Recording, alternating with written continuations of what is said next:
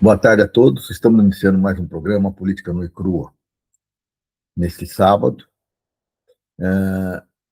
E temos aqui essa semana, foi uma semana de muitos debates, muitas discussões, mas nada no sentido que eu tenho procurado influenciar e colocar para vocês como fundamental dentro do processo político brasileiro. Nós discutimos muito se o candidato A, o candidato B, o candidato C está envolvido com isso, com aquilo, com aquele outro. Mas nós não discutimos que Brasil nós queremos. Que Brasil nós queremos para o futuro. Como é que nós vamos pensar o futuro desse país e como é que nós vamos presentear as nossas futuras gerações? Presentear no sentido, porque somos nós que construímos o futuro deles. E nós não podemos deixar isso fluir como se fosse uma coisa natural, nós transformarmos um debate importante, como é o debate do que política nós queremos, como é que nós queremos esse país, se nós ficarmos influenciados por discussões, se estamos vinculados ao Master, ou não estamos vinculados ao Master, se está isso, se não está aquilo. Mas discutir o que é fundamental, nós deixamos de fazer. Iniciando a nossa conversa, nós temos que discutir justamente a questão que eu fugi durante todos esses programas, que era a questão do Master. Vocês sabem muito bem. Para mim, isso é questão de polícia. Isso é questão de botar na cadeia. Isso é questão de delegacia. E não uma questão de política. Mas, infelizmente, o Brasil está muito afetado por isso. E essa semana, com a divulgação do áudio da candidatura, do conversa do Flávio Bolsonaro com o Vorcaro, isso pegou fogo. Pegou fogo. E nada mais que a gente já sabia. Que os Bolsonaros são ligados a milícias, são ligados aos malfeitos, às grandes corrupções, às grandes que cresceram e se fortaleceram roubando o povo brasileiro. Isso não é novidade. Não é novidade para ninguém. Mas, infelizmente, nós não soubemos levar essa questão adequadamente ao bom debate e acabamos assumindo nós a culpa de que a esquerda é responsável pelos desvarios na economia brasileira. E não é verdade. Isso não é verdade. Infelizmente, todas as grandes estruturas elas se prevalecem de grupos que vão garantir a sua perenidade. Né? Então, nós temos que lembrar muito claro que, durante o governo do pai do Flávio Bolsonaro, aquele infeliz, não sei se é infeliz ou é aquele safado, malandro, ele disse numa reunião de ministros que nunca iam pegar um filho dele, que ele ia mudar tudo. E foi o que aconteceu com o processo de rachadinha do Flávio Bolsonaro, que foi engavetado. Por quê? Pela força que tinha o pai no poder. E essa mesma força é que eles estão querendo recuperar nessa nova fase. Infelizmente, nós da esquerda também não soubemos impulsionar nas ruas, impulsionar no debate, impulsionar no dia a dia, para que o governo Lula saísse dessa armadilha que é a da constante defesa da economia nacional, vinculada a Banco Central Independente, a neoliberalismo, esse tipo de coisa. Nós não temos que estar vinculados a isso. Nós temos que pensar o futuro desse país e o futuro das nossas futuras gerações. Mas nós ficamos nessa lenga-lenga. E, pelo jeito, nós estamos nos conduzindo para o próximo período da mesma forma. Da mesma forma. Basta dizer que, logo que a gente assumiu o governo pós-Bolsonaro, nós fizemos o quê? O arcabouço fiscal. Com isso, a gente se matou. E a gente continuou nessa mesma lenga-lenga. E a gente continua nessa mesma lenga-lenga. E é isso que nós queremos para o futuro desse país? Nós não percebemos ainda que essa política de favorecer o rentismo não nos favorece? Nós não percebemos que a política de não incentivar o desenvolvimento tecnológico desse país não nos favorece? Que incentivar o desenvolvimento tecnológico desse país não significa só dar dinheiro para o BNDES, para empresas que já estão pré-estabelecidas, mas pensar em projetos futuros. Agora, há pouco eu estava lendo um artigo que o articulista do 247 falava sobre a questão espacial e as tecnologias espaciais. Cada dia mais nós estamos dependentes de imagens de satélite, de imagens geradas e de satélites independentes nossos, por onde passem as nossas redes de comunicação, por onde a gente consiga monitorar o nosso campo, por onde a gente consiga monitorar as nossas matas, por onde a gente consiga acompanhar o desenvolvimento tecnológico. E nós não fizemos nada nesse sentido. Então, o que nós esperamos de um governo, de um novo governo de esquerda? O mesmo que nós tivemos aqui agora, que foi manter a roda girando em função daquilo que sonhavam e que sonham os grandes líderes do liberalismo, ou nós temos uma resposta a dar ao povo brasileiro? Ah, mas nós temos um Congresso ruim. Tá bom, nós temos um Congresso ruim. Mas nós também calhamos as ruas que poderiam se contrapor a esse Congresso ruim. E como calamos? Né? Nós ficamos numa política em que a gente só olha para o que acontece nos três poderes. E nós não estamos, de certa forma, movimentando a máquina que poderia estar levando esse país para o futuro. Nós calamos sindicatos, nós calamos movimento, nós calamos tudo, e nós não estamos debatendo o futuro desse país. Veja o exemplo do problema da Terra-Brás, das terras raras. Nós saímos correndo para conversar com o Trump lá nos Estados Unidos para mostrar nossas boas intenções. Mas nós não discutimos com o povo brasileiro. Nós não fazemos o mesmo que foi feito no passado em relação ao petróleo. O petróleo é nosso. As terras nossas, as terras nobres são nossas. É isso que a gente tem que pensar. Nós temos que construir uma Terra-Brás, planejar o desenvolvimento desse setor. Não só para minerar e exportar para fora, que é a lógica que o neoliberalismo impôs ao país como um fornecedor de matéria-prima, mas como um produtor, como alguém que saiba refinar, que saiba produzir e que venda tecnologia. E, com isso, transfira capital para o seu próprio povo. Ah, isso significa que o modelo da Petrobras está bom hoje? Eu acho que não. Eu acho que não. Muitos de nós discutiram a questão da margem equatorial, porque precisa fazer exploração. Tá bom. Mas no dia seguinte que foi aprovado, já estavam discutindo como é que nós vamos vender os lotes lá da coisa para empresas estrangeiras explorarem o petróleo lá, naquela região. É isso que nós queremos? Ou nós queremos ter independência? Ou nós queremos transformar o fruto desse trabalho, desse produto, em algo que movimente a economia nacional, que fortaleça a economia nacional, que imponha o desenvolvimento nacional e que, com isso, tire milhares e milhares e milhares de brasileiros da rota da miséria. O que nós queremos, afinal de contas? Qual é o objetivo nosso?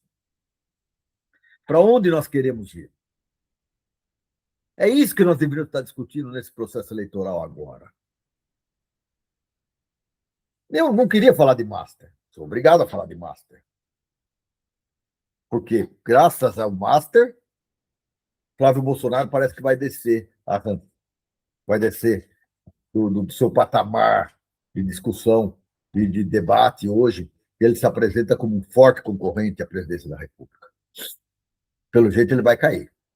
E isso eu posso falar, até porque ontem eu estava numa reuniãozinha, entre amigos, e lá tinha um professor de uma universidade que eu também atuo lá, uma das das mais notórias do país, que é muito ligado ao agronegócio e tal. Ele falou: meu, eu perdi meu candidato por causa disso aqui. Bom, graças a Deus que perdeu.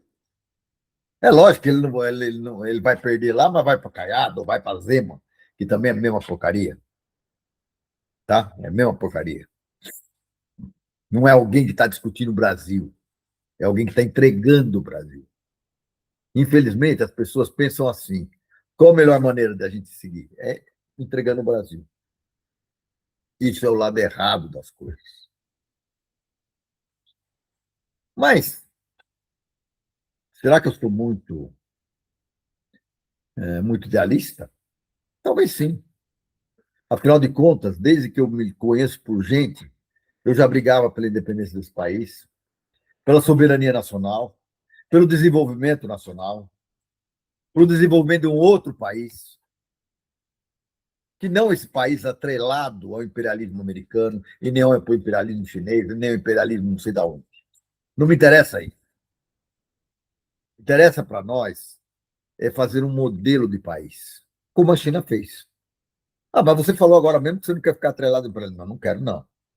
Mas quero referenciar o modelo do modelo chinês, que em poucas décadas construiu uma supernação, uma supernação, que não se porta como uma entidade imperialista, mas que se impõe para o mundo, se impõe para o mundo, a ponto do Trump ir lá, essa semana, fazer reuniões 2 dias lá, e muito bonzinho, muito calminho, porque sabe que lá ele tem um opositor de real.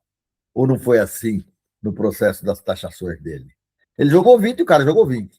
Ele jogou 50 e jogou 50. Jogou 140 e jogou 140 também. Qual é a graça? Qual que é a sua?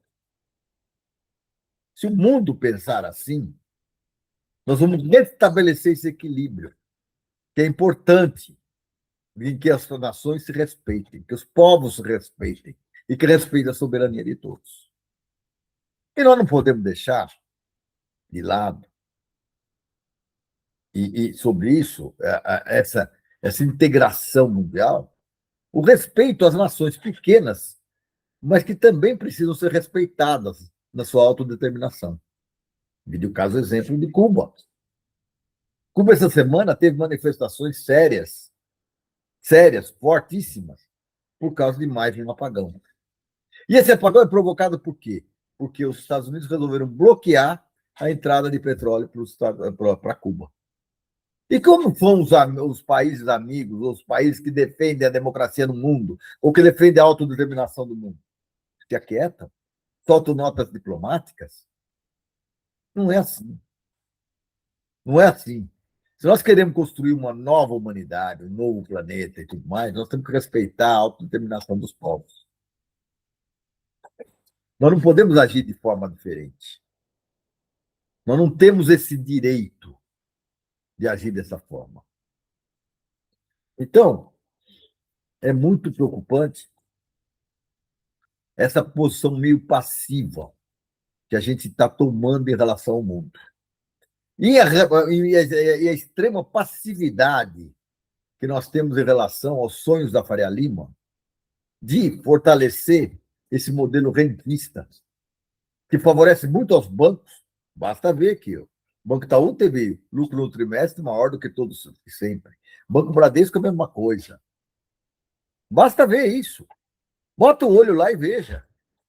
Mas, em compensação, a economia brasileira não está muito melhor. Ah, mas os indicadores. O indicador, para mim, está no supermercado. É lá que eu estou vendo as coisas. É lá que eu estou vendo a batata 10 conto, o tomate 10 conto. É lá que eu estou vendo o preço das coisas. Lá que eu estou vendo que a carne está custando caro. Lá que eu estou vendo que tudo aquilo que o Brasil precisa para uma subsistência adequada, que o brasileiro precisa, não o brasileiro, custa cada vez mais caro. E aí vem o governo e age para reduzir o preço dos combustíveis. Aí vem a imprensa da direita. É eleitoreiro. Como é eleitoreiro?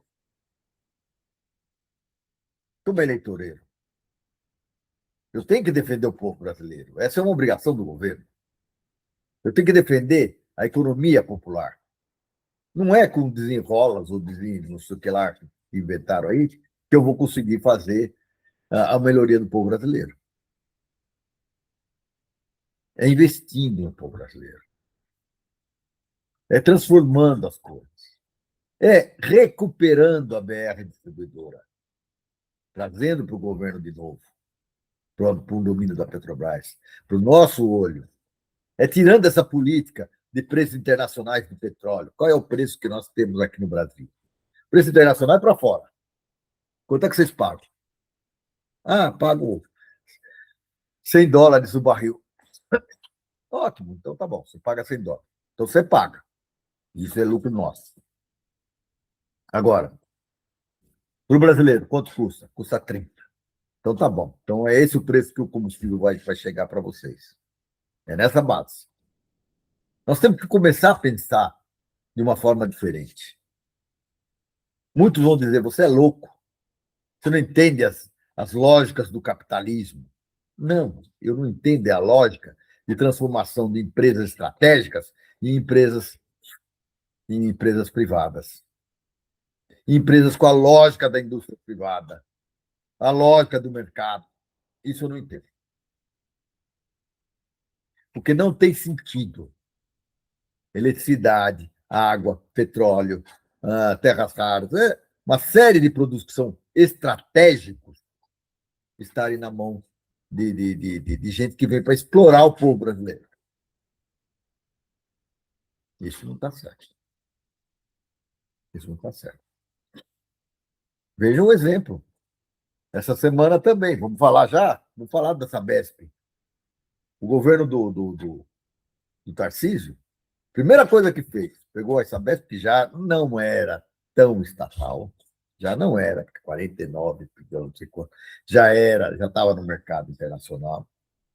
Então já assumia compromissos com o mercado internacional, com a Bolsa de Nova York, mas pegou e vendeu na Bacia das Almas uma empresa que era lucrativa, que tinha um papel importante na sociedade, vendeu para um grupo explorar a água de São Paulo. E o que está acontecendo? Todos os dias a gente vê estouro de canos com graves problemas para as pessoas. Nós vimos a explosão por falta de planejamento, falta de aquela ganância. A ganância leva a isso. Mandou embora todas as pessoas que conheciam as estruturas e tudo mais, para transformar aquilo numa empresa extremamente lucrativa para o capital, não para o povo, para quem deve servir. E aí explodiu um monte de casas num bairro aqui do Jaguaré, em São Paulo. Uma morte de 2 pessoas. Até agora. A mesma coisa estão fazendo aqui na minha cidade, Rio Grande da Serra, que vai ser cortada no meio por um projeto de transposição, porque é mais barato passar pelo meio de uma cidade pobre do que ter que enfrentar e fazer um plano adequado para passar por áreas mais adequadas.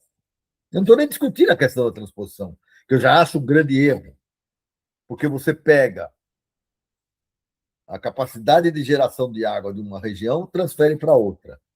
Mas você não trabalha a área que vai receber para que ela continue mantendo a geração de água que ela precisa ter para a sobrevivência. Não, você incentiva ali a especulação imobiliária.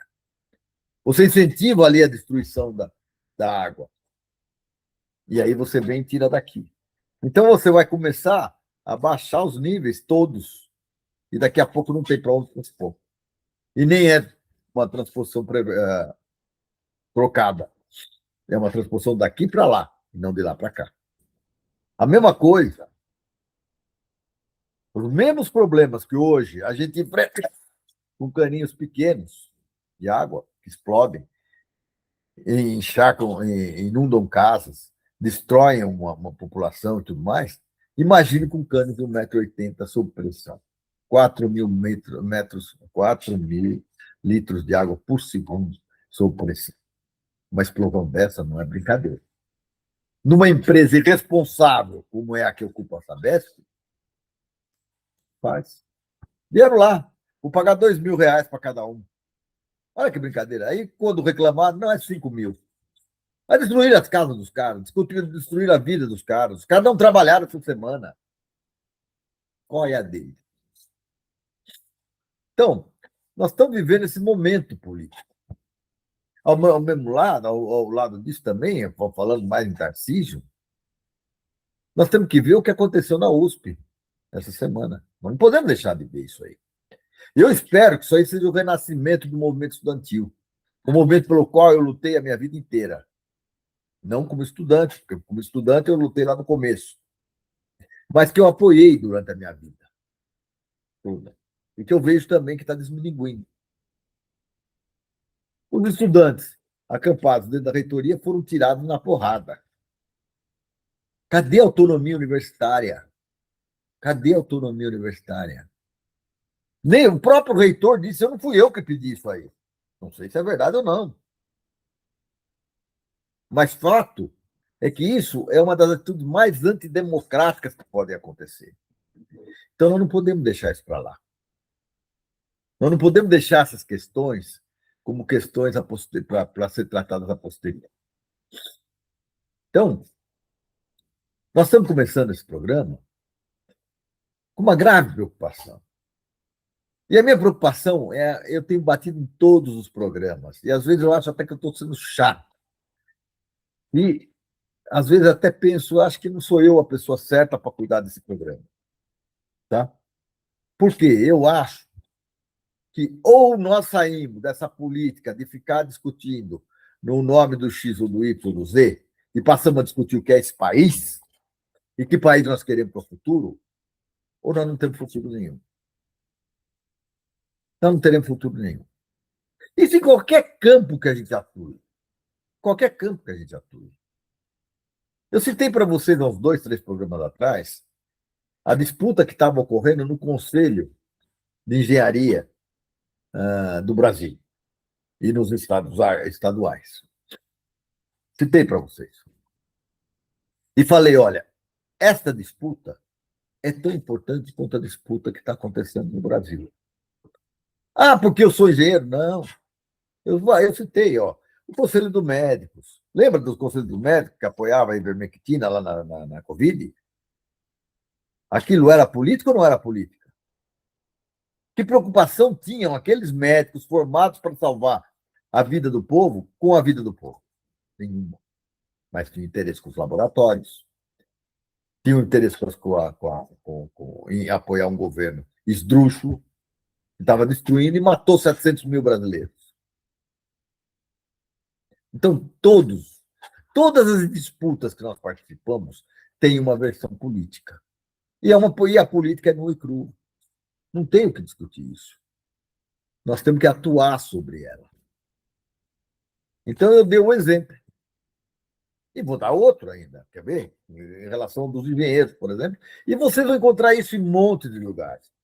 Nós discutimos muito durante esse ano, nós da engenharia, as mudanças de uma lei de 1966, que era 5.194. Que o projeto do Guedes queria fazer o quê? Com que a engenharia, que já tinha sido destruída pela Lava Jato, fosse mais destruída ainda, abrindo o mercado para o mundo e para que os engenheiros não precisassem ser do Brasil, pode ser da onde vier. Ele queria fazer isso, vai, exploda-se. Ele queria e quer fazer, e está fazendo isso. Vem um Conselho Federal de Engenharia e Agronomia,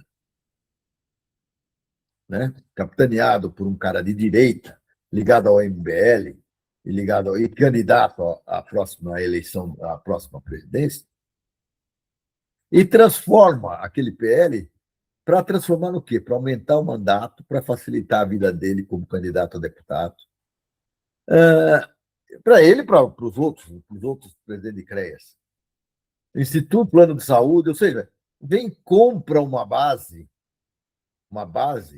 de sustentação.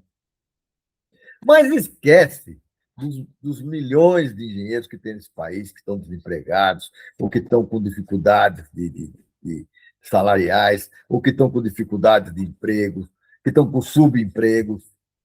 Esquece disso. Não se preocupa com isso. Não se preocupa com o desenvolvimento desse país e como que a engenharia pode ajudar o desenvolvimento desse país. Isso não interessa a eles. Não interessa. Interessa manter os benefícios do grupo.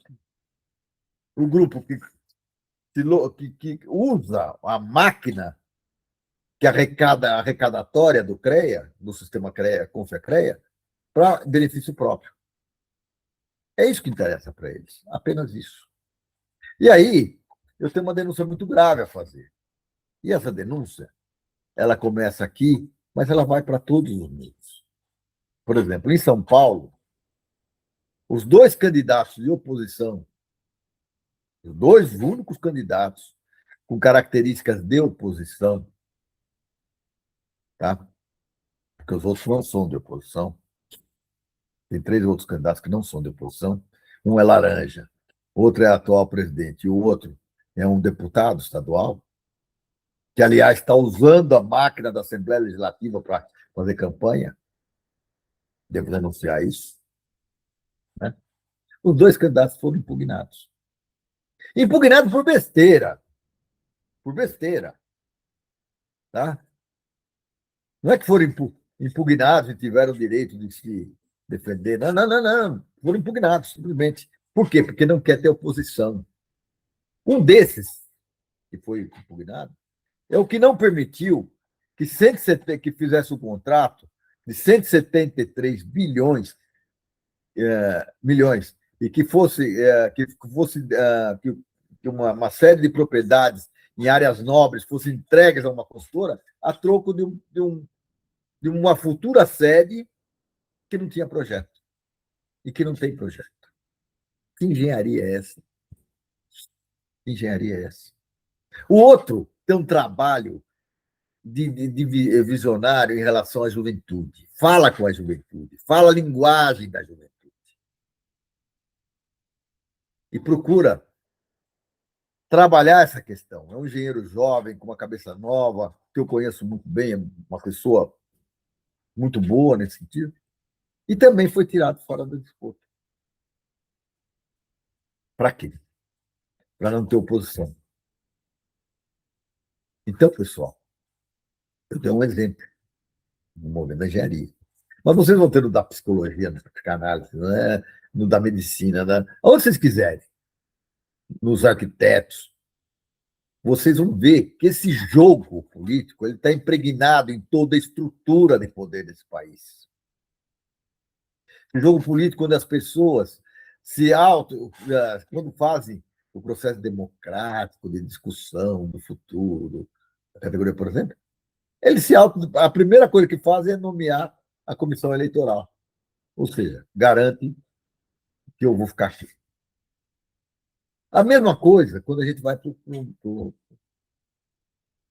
nível nacional. Nós ficamos muito dependentes de deputado, de senador, de presidente, não sei o quê, e os acordos. Nós damos os votos. Nós damos os votos. Nós elegemos ou não elegemos. Mas nós não temos voz. Nós não temos voz. Porque tudo se troca, tudo se faz na base da troca. Tudo se faz na base da troca. Tudo se faz por emendas impositivas, por emendas não sei o quê, por não sei o que lá. Tudo isso a gente vai comprando o voto, comprando as pessoas, comprando o processo se torna viciado. E a gente tem dificuldades, muitas dificuldades, para pensar o Brasil do futuro. Qual é o nosso plano de Brasil? O que nós sonhamos para esse país? Não, vamos compor aqui, ali, não sei o quê. Olha a maneira errada como nós estamos atuando. Nós estamos falando com pessoas, nós estamos falando com milhões de brasileiros. E nós estamos pensando de uma maneira totalmente errada. E queiram ou não queiram. Cadê o desenvolvimento nacional? Cadê o desenvolvimento dos bons empregos? Ah, mas nós diminuímos o nível de emprego. Ah, tá bom, o precariado está aí à vontade. Emprego baixo para salário mínimo tem de monstros. Está faltando gente. Mas não tem perspectiva de futuro. Você vai nas escolas, você vai encontrar problemas. Você vai vai nas empresas, você vai encontrar problemas. Você vai, em todos os lugares você vai encontrar problemas. Na moradia, em tudo você está encontrando problemas. Eu só escuto falar que Minha Casa Minha Vida, que não resolveu o problema da falta de moradia para as pessoas pobres, que estão ainda um contingente muito grande, agora financia para a classe média também. Oh, que felicidade! Viva os grandes empreendedores imobiliários, que podem cobrar mais caro, porque agora tem financiamento do governo. Então, todo cuidado é pouco, pessoal. Todo cuidado é pouco. Aí vocês vão falar, porra, mas você é um chato, hein? Sou mesmo. Sou um chato mesmo. Porque, infelizmente, eu tenho uma visão um pouco diferente. Eu sonho com o Brasil. Um Brasil que seja mais democrático, que seja mais soberano. E para ser soberano, ele tem que ter sua capacidade de desenvolvimento. Ele tem que ter estruturas para se desenvolver. Tem que ter tecnologia. Tem que ter uma série de pré-requisitos para que ele possa se desenvolver. Eu sonho com o Brasil mais socialmente justo. Para isso, casa tem que ter para todos. Educação tem que ter para todos. Saúde tem que ter para todos. Não pode ter fila de INSS. Né? Para isso, não pode ter os juros do tamanho que tem hoje. Eu não preciso fazer desenrola 2, desenrola 3, desenrola 4. Programas compactuados com a estrutura do poder, com a estrutura financeira do Brasil. Não preciso nada disso. Não deveria fazer. Eu sonho com um país que seja igualitário. Não tem sentido essa grande diferença entre alguns e outros. Onde um país onde os workaros da vida passeiam de aviãozinho e levam senadores, ministros e tudo para ficar passeando de aviãozinho para assistir jogo lá não sei aonde, da Palmeira, ou para não sei para onde, não sei por quê, ou para passar o fim de semana numa ilha paradisíaca, ou viver, para passar um período em Nova York, em hotéis caros, ou tudo mais. Não é esse Brasil que nós queremos. Eu quero um Brasil onde todas tenham direitos. E para isso, eu preciso ser também tecnologicamente desenvolvido. Então, precisamos de universidades fortes, incentivo forte à pesquisa. Eu não me, não fico contente e feliz de vou saber que, porque o gripe, temos o primeiro gripe nacional. Cadê? Cadê o motor? Foi feito no Brasil? Ou tem domínio? Nós temos domínio para refazê-lo? Cadê? Principal, o motor ainda, eu posso até aprender a arrumar, fazer trambiquinho aqui e tal. Cadê a parte eletrônica? A hora que eu apontar a mira, ela vai acertar? Ou eu vou receber um comando de fora que vai falar que ele tem que acertar em mim mesmo? E o avião nem vai sair do chão. Quando eu sou dependente da tecnologia final, eu não sou soberano. Eu não posso dizer que a engenharia nacional, não sei o quê. Não, não conseguiu nada. Não conseguiu nada. Eu não tenho essa capacidade. Eu não tenho a capacidade de me defender. Por isso nós temos que desenvolver, pegar e botar mais dinheiro nas Forças Armadas? Não. Eu tenho que botar na indústria civil, fazer as pesquisas necessárias e transformar isso em produto, que também sirva para a área militar. Então, são questões que a gente tem que tratar. Mas tem que tratar muito bem, com muito carinho. Nós não podemos passar a vida só discutindo o Master, ontem, o Cláudio Castro foi atingido. Tá bom. Para mim, tanto faz como fez. Já devia ter sido preso antes. Já devia ter sido preso antes. A refinaria X está roubando o governo. Já deviam ter tomado conta dessa refinaria. Nós precisamos de refinaria nesse país. E estava em acordo com com o Cássio, que por sua vez estava com o Bolsonaro, que por sua vez estava com. Para mim, tanto faz. Vamos reassumir. Nós temos que ter soberania. Soberania. Nós temos que restabelecer a política do petróleo é nosso. E petróleo é nosso, ele não é dependente de investidores estrangeiros e que decidem o que rumo nós vamos tomar. Ou não foi isso que a Petrobras decidiu para esse ano? Nada de projeto, porque nós temos que garantir a rentabilidade do acionista. Ou não foi?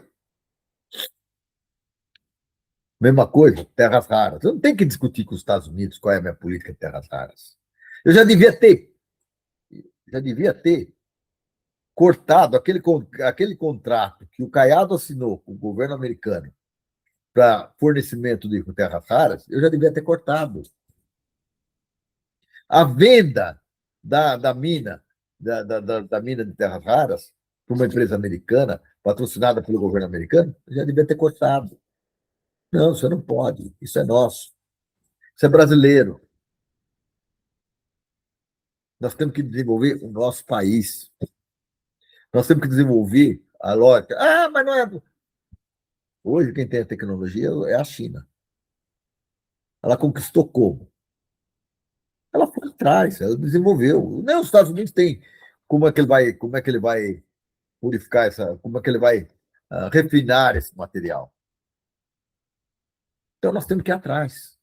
Nós temos que desenvolver, investir nisso, para que a gente tenha futuro.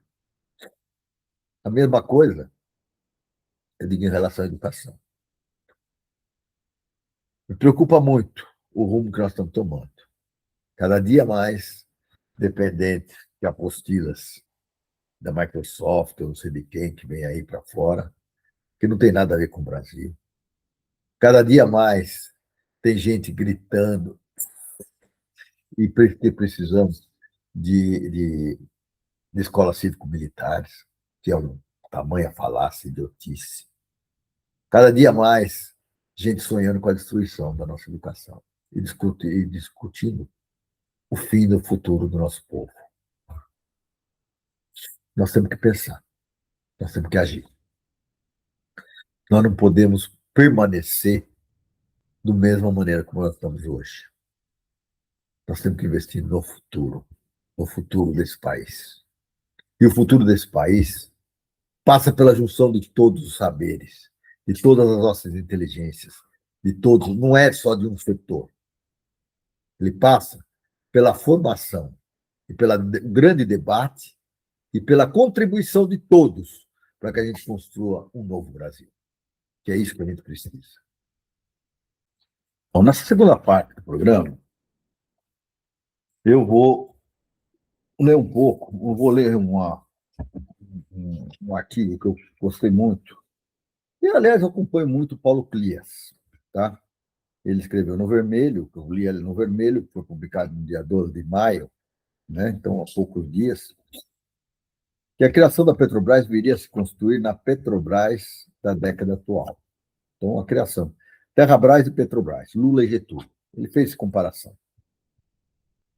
Pessoalmente, eu tenho muitas restrições ao Getúlio, principalmente em relação ao período da ditadura do Getúlio.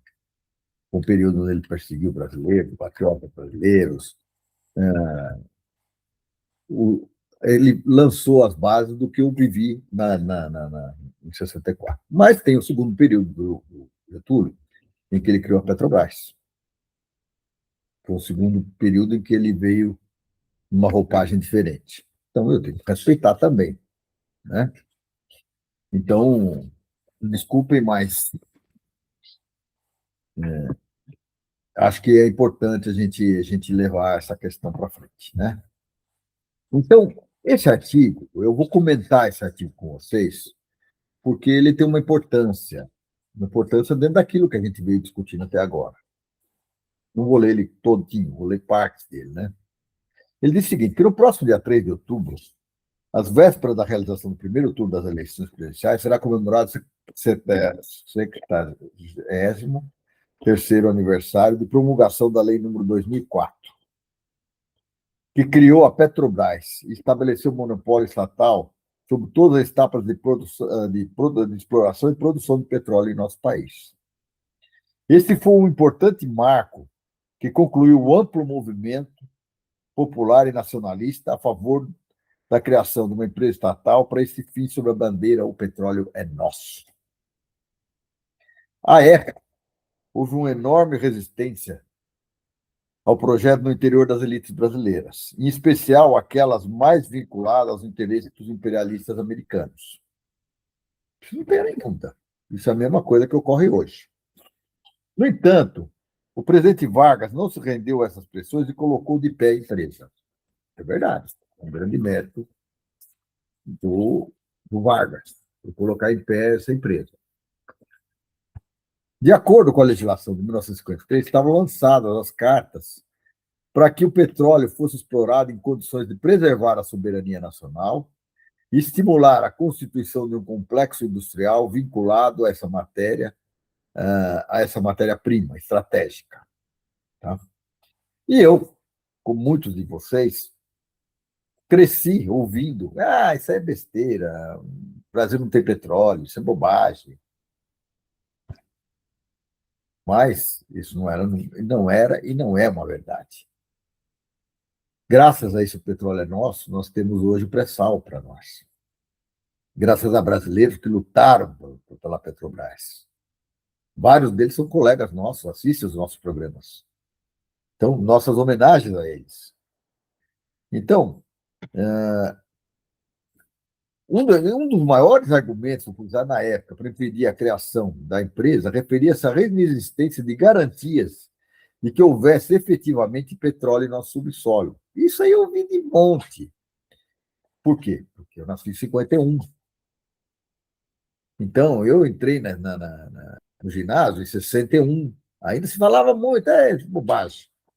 Porque havia essa submissão, há essa submissão ao imperialismo americano desde muito, muito tempo. Né? Então, eles falavam que não havia garantias de que houvesse efetivamente petróleo em nosso subsolo e a ausência de capacidade tecnológica para atuar nesse setor pouco conhecido até aquele momento. Mas a Petrobras nasceu, cresceu, mostrou, ela se fortaleceu, ela se estruturou, ela conseguiu manter do poço ao posto, sob todos os aspectos, ela teve controle do processo. Até que veio uma tal de Lava Jato e começou a destruir esse processo. Mas isso a gente já vai tratar daqui a pouco. Mas aí vem o FHC, o neoliberalismo e a Petrobras. Lembra disso? Petrobras. Mais de 4 décadas mais tarde, o então presidente Fernando Henrique Cardoso promoveu uma alteração substantiva na legislação envolvendo a empresa estatal. Dentre suas inúmeras mudanças de natureza neoliberal em nossa estrutura legislativa, podemos registrar a revogação da lei que criou a Petrobras, substituindo-a por outra muito mais liberal e anti-setor público. A FHC tinha por mote a ideia de colocar um fim à era Vargas. Assim, ele promulgou a Lei número 9.478 de 77, por meio da qual eliminava o caráter monopolista da empresa na atividade petrolífera. Combinado com a emenda constitucional número 6, de 1995, estava aberta a avenida para o enfraquecimento relativo da Petrobras e a abertura do mercado brasileiro às multinacionais petroleiras. A referida mudança na Constituição eliminava a diferença entre empresa nacional e empresa estrangeira. Assim, bastava um conglomerado de origem multinacional ter um registro no cartório em nosso país para ser reconhecida como empresa brasileira. Um absurdo. Aliás, o amigo Bogossian, presidente do Clube de Engenharia do Brasil, ele cita muito essa lei. Isso é um dos graves absurdos que foram introduzidos na legislação brasileira. Desde quando uma empresa multinacional, pelo simples fato de ter registro, ela é uma empresa brasileira? E aí nós damos os mesmos benefícios que damos às empresas nacionais. Aí nós construímos também a indústria nacional. Mas o movimento era de tal natureza entreguista, vou chamar a atenção a esse pedaço, que o núcleo duro do governo chegou a cogitar a transformação do nome da empresa para Petrobras, e uma clara tentativa de tornar mais agradável e palatável aos olhos e ouvidos do capital financeiro internacional. E havia uma tentativa clara de venda da Petrobras. E para eles, nada melhor do que virar Petrobras. Com a vitória eleitoral de Lula, em outubro de 2002, o projeto de privatização da empresa foi retirado da agenda política do governo. A retomada do ímpeto privatista e entreguista só foi possível com a entrada em cena da Operação Lava Jato. Lembra da Lava Jato? Quando a chamada quadrilha de Curitiba, articulada com as orientações emanadas do Departamento de Estado norte-americano, tentou mais uma vez destruir a força da Petrobras como principal empresa estatal nacional. Você deve se lembrar, quando nós conquistamos o pré-sal, os Estados Unidos chegaram não sei o que nunca fizeram, mas ampliaram a sua capacidade de espionagem, espionando inclusive a nossa presidente brasileira. E aí construíram esse projeto da Lava Jato para destruir a empresa nacional. E fizeram o golpe de 2016, que acabaram botando o Temer, que começou o processo de destruição, de venda da BR Distribuidora, de venda de refinarias. Né? E que nós, no terceiro mandato, continuamos botando em prática. Porque não tivemos coragem de enfrentar esse problema. Esse problema a ser enfrentado é extremamente fundamental e contribui para a nossa soberania, para a nossa independência, para o futuro do nosso país. Agora a bola está com o Lula, a terra atrás. A comparação com a situação de exploração das terras raras e dos minerais críticos é inescapável.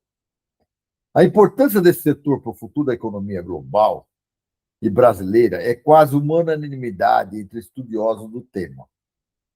Assim como ocorre em outros setores, com potencial de utilização econômica e de recursos naturais, o nosso território é abundante nesse tipo de minério considerado fundamental para os ramos da atual indústria de vanguarda e mesmo do futuro. O Brasil é considerado um dos países do mundo com maior capacidade de reservas de terras raras. Assim, estamos diante da oportunidade histórica de superar o ciclo neocolonial, de sermos meros exportadores de produtos de baixo valor agregado e a exemplo do que ainda como fazemos com o petróleo, o minério de ferro e outros. E, aliás, isso é um assunto que nós tratamos em todos os nossos programas. Ou seja, nós estamos diante da oportunidade histórica de superar o ciclo neocolonial de sermos meros exportadores de produtos de baixo valor agregado, a exemplo do que ainda fazemos com o petróleo, o minério de ferro e outros.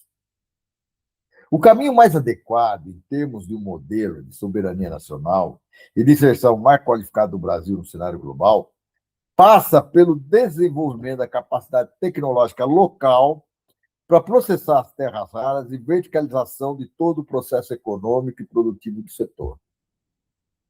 Isso significa explorar internamente, extrair as terras raras, processar os minerais críticos e produzir internamente os produtos essenciais, a exemplo dos ímãs, circuitos de nanotecnologia, baterias baterias de amplo uso e etc. Mas para que tal projeto se torne efetivamente um programa nacional articulado com uma estratégia brasileira de desenvolvimento econômico, social e ambiental, é fundamental que o Estado esteja firme e presente em todas as etapas do processo. Vamos lá. Essa é uma estratégia brasileira de desenvolvimento econômico social e é fundamental que o Estado esteja firme e presente em todas as etapas do processo.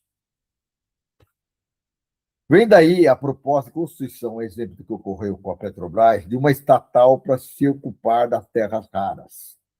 Trata-se de uma nova empresa de propriedade do governo federal, que deverá atuar em sintonia com o programa e a orientação governamentais, sob um sistema de regulação, regulamentação bastante rigoroso em defesa da economia nacional. A criação da Terrabras viria a se construir na Petrobras da década atual. O governo deveria, ao contrário do que tem feito, tornar o tema de interesse popular em um amplo movimento no interior da sociedade, ao estilo das terras raras são nossas. Parece que a gente está vendo os programas anteriores que a gente viu, né? Paulo Clias também está batendo na mesma tecla. Ou seja, a criação da Terrabras viria a se construir na Petrobras da década atual. O governo deveria, ao contrário do que tem feito, tornar o tema de interesse popular em um amplo movimento no interior da sociedade, é isso que eu falo sempre, a articulação dos movimentos, dos sindicatos, dos partidos, do povo, para tornar o tema de interesse popular em um amplo movimento no interior da sociedade, ao estilo de as terras raras são nossas.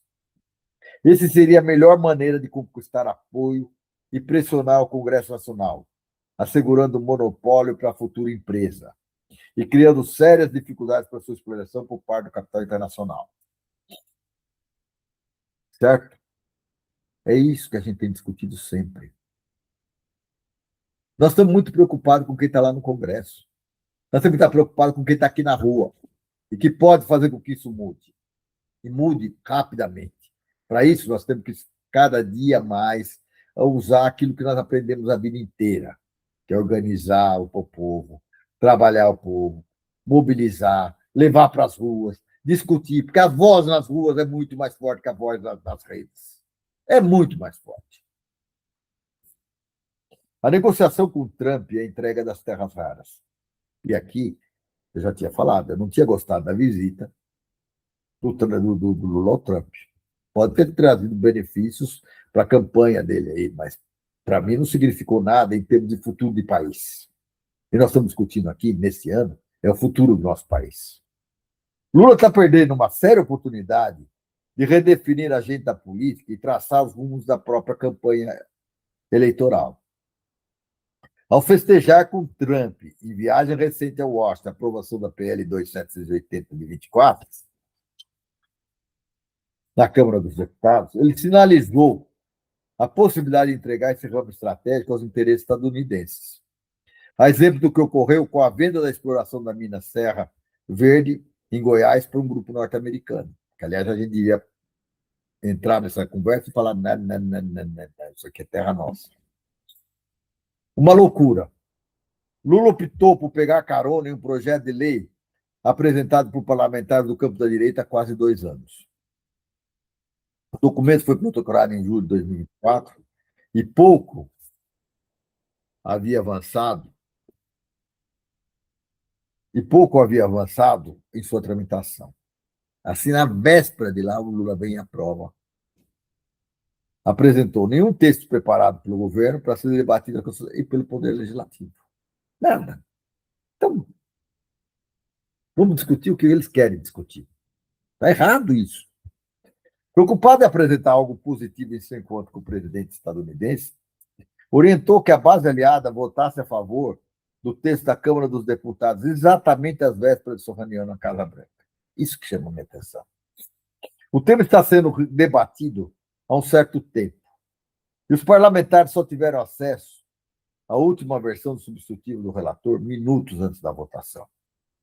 Seguindo a orientação do próprio governo, a criação da Terrabras ficou de fora do texto. Uma loucura. A desculpa envergonhada dos defensores do chapa-branquismo é que o documento cria um certo Conselho Nacional para a Industrialização de Minerais Críticos e Estratégicos, que teria algum poder de regulação. Algum poder, mas não todo o poder. Nós temos que ter o controle sobre isso. Nós estamos falando de soberania nacional. Nós estamos falando de desenvolvimento brasileiro. Nós estamos falando de novas tecnologias.